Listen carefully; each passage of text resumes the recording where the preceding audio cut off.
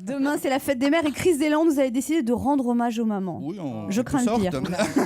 Demain, donc, c'est la fête des mères, vous l'avez tous dit. Les colliers de nouilles, les dessous de plats en rotin et les dessins improbables et approximatifs vont une nouvelle fois enchanter les mamans et remplir de fierté les maîtresses de maternelle.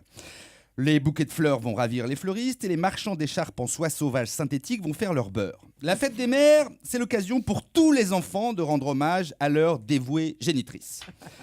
C'est vrai que c'est pas facile d'être une maman et je sais de quoi je parle, je suis intermittent du spectacle. Donc j'ai du temps pour m'occuper des gosses. Je suis tellement présent avec mon fils que quand je lui demande ce qu'il veut faire plus tard, il me répond « Bah comme toi, maman ». Je suis acteur, connard. Non, être une femme, déjà, c'est pas simple, mais être une mère, c'est carrément une discipline olympique. Déjà, l'accouchement, mais c'est ultra gore. Moi, ma femme, elle m'a tellement enfoncé ses ongles dans l'avant-bras que j'ai dû me faire vacciner contre le tétanos et me faire poser des points de suture. En plus, elle a pas arrêté de m'insulter en allemand pendant tout le travail. Elle est allemande? Bah non, justement, c'est...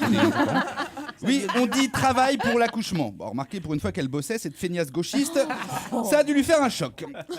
Après, c'est pas le tout d'avoir accouché, faut s'en occuper du gosse. Et c'est des soucis.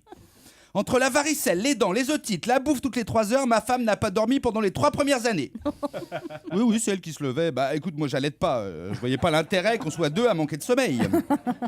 Et je parle pas ici des couches au petit matin qui font amèrement regretter les litres de vodka cranberry de la veille au soir. Ensuite, il y a la crèche, l'école, les devoirs, les poules, les goûters d'anniversaire, l'orthodontiste, les leçons de piano, les entraînements de foot, les colos, les classes vertes, les cauchemars, les jeux vidéo à réguler, les épinards, la main sur la table, le bain, il faut les traîner après avoir organisé une battue dans tout l'appartement, il faut les souper chaque jour de se laver les dents et les menacer des pires représailles en cas de séjour prolongé devant les dessins animés. Après, c'est des ados. Ils veulent plus qu'on les accompagne à l'école.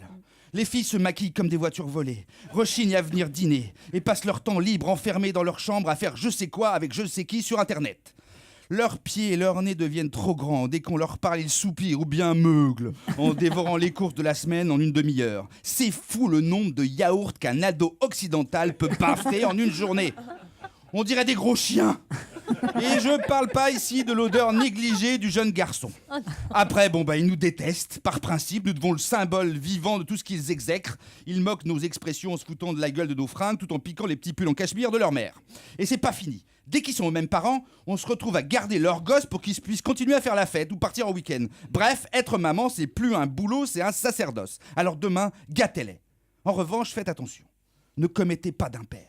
Évitez les yaourtières, les gaufriers, les fers à repasser, les aspirateurs, qui font pas toujours plaisir et qui peuvent envoyer un message un peu négatif à celle qui va les recevoir. Il en va de même pour les épilateurs, les déodorants, les crèmes anti-vergéture, les bouquins qui traitent de régime ou du Kama Sutra.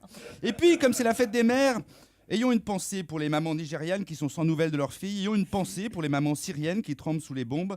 Pour les mamans ukrainiennes qui se demandent si la guerre civile est à leur porte. À toutes ces mères exemplaires, je souhaite une bonne fête.